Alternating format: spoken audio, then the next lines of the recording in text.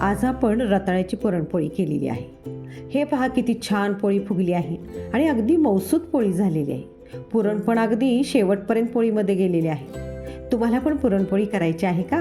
पण करायला तर अवघड वाटते। तर मग पहा कशी पुरणपोळी करायची ते व्हिडिओ अगदी शेवटपर्यंत पहा, नक्की तुम्हाला पुरणपोळी करायला येणार।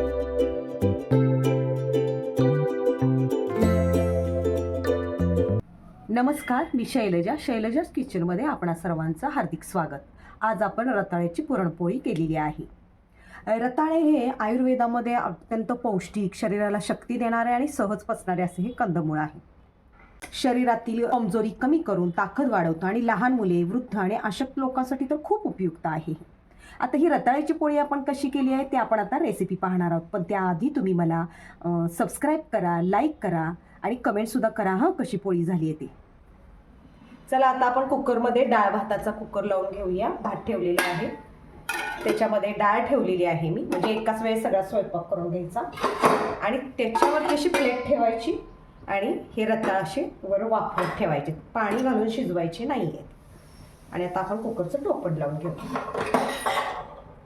आता आपण कणिक मळून घेऊया। आपल्या नेहमीच्या वाटीनं मी 4 वाट्या पीठ घेत आहे इथे। रताळ्याची पोळी ही डाळीच्या पोळीसाठी एक उत्तम पर्याय आहे। ज्यांना ॲसिडिटी होते डाळीच्या पोळीने त्यांना रताळ्याची पोळी खायला काहीच हरकत नाही। त्यामध्ये चवीपुरते मीठ घालून घेऊया, थोडीशी हळद पण आपण घालून घेऊया। सर्व मिक्स करूया आणि पाण्याने आपण ते मळूया। 10 मिनिट आता मी हे मळून घेतलेले, अशी अगदी सैलसर अशी मळून घ्यायची आहे। त्याच्यानंतर आपण थोडंसं तेल टाकूया आणि तेलाचा हात घेऊन त्याला मळून ठेवूया। हे बघा कशा पद्धतीचे आहे, तुमच्या लक्षात येईल। अशी जेवढी कणिक तुम्ही मऊ मळाल तेवढी तुमची पोळी ही नाजूक होणार आहे। आता हे आपण अर्धा तास झाकून ठेवूया। अशा रीतीने आपण उकडलेले रताळे साल काढून घेतलेली आहे। आता आपण ही रताळी किसून घेऊया। आपल्याला रताळे फक्त किसूनच चालणार नाहीये, तर ते गूळ घातल्यानंतर त्याला पुरणाच्या जाळीमधून सुद्धा काढावे लागणार आहे। 3 आपण रताळे किसून घेतलेले आहेत। आता आपण हा किस गुळामध्ये घालून त्याचं पुरण करून घेऊया। 1 वाटी गूळ घेतलेला आहे, त्याच्यामध्ये थोडंसं पाणी घेऊया आणि पातळ करून घेऊया गुळ आपण।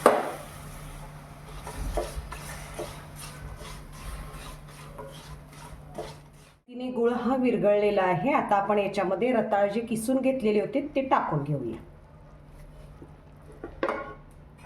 आता हे रताळाचा किस आपण त्याच्यामध्ये टाकून घेऊ।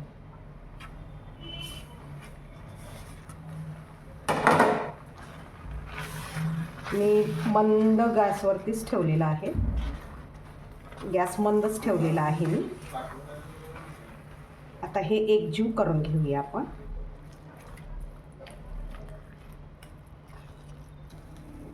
यामध्ये थोडीशी आपण हळद टाकून घेऊया आणि वेलची पूड आहे, वेलची आणि बडीशेपची पूड आहे ही मी केलेली, ती आपण 2 चमचे टाकून घेऊया, म्हणजे छान सुगंधी अशा आपल्या पोळ्या होतील। हे सगळं व्यवस्थित असं मिक्स करून घेऊया आपण आणि नंतर मग पोळ्या लाटायला घेऊया। तिने आपले हे पुरण तयार झालेलं आहे। हे कसं झालं असं ओळखायचं तर त्याच्यामध्ये आपण जेव्हा उलटणं आहे हे उभे करून ठेवले तर ते आहे असेच राहिले पाहिजे, म्हणजे आपलं पुरण तयार झालं आहे असं समजायचं। अर्धा तास झालेला आहे। आता आपण कणिक जी मळून ठेवली होती ती पाहूया। अशा रीतीने ती मऊ झालेली आहे। पुरण पात्रामधून काढून घेऊया, कारण काय याच्यामध्ये थोडेसे जर कठीण हे असतील तर पोळ्या लाटायला थोडासा प्रॉब्लेम निर्माण होईल। आता हे आपण पुरण करून घेतलेलं आहे। हाताला मी थोडेसे तेल लावून घेतलेलं आहे आणि त्याचा कणकेचा थोडासा गोळा घेऊन त्याचा मी उंडा तयार करत आहे। आता याच्यामध्ये आपल्याला पुरण भरायचं आहे। सुरुवातीला जर करत असाल तर थोडे पुरण भरलात तरी चालू शकेल। या अशा पद्धतीने हे पुरण याच्यामध्ये घालून घ्यायचं आहे। आता हे पुरण आपण मिटवूया, हे सगळं मिटवून घेऊया आणि त्याचा आपण गोल गोळा असा तयार करूया।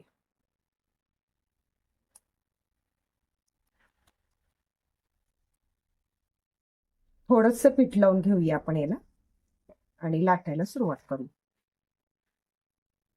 जरा थोडासा गोळा असा दाबून घ्यायचा की जेणेकरून आतलं पुरण जे आहे ते शेवटच्या कडापर्यंत पोहोचेल.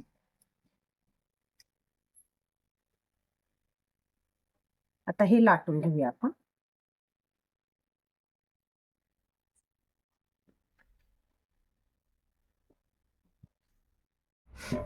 अशा रीतीने आपली पोळी लाटून झालेली आहे. आता आपण ती भाजून घेऊया.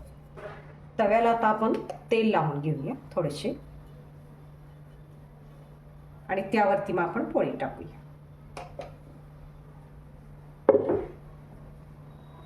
त्यावरती आपण पोळी टाकून घेऊया. तवा थोडासा गरम झालाय का बघूया आपण. हा झालेला आहे. आपण पोळी टाकूया. पोळीला थोडंसं तेल लावून घेऊया.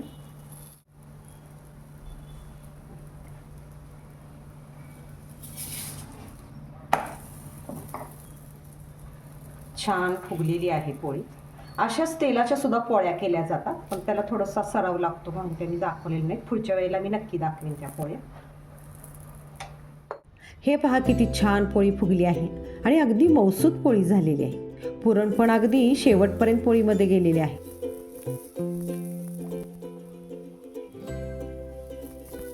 अशा रीतीने आपल्या पोळ्या ह्या तयार झालेल्या आहेत. पहा आतमध्ये किती छान पुरण भरलेलं आहे.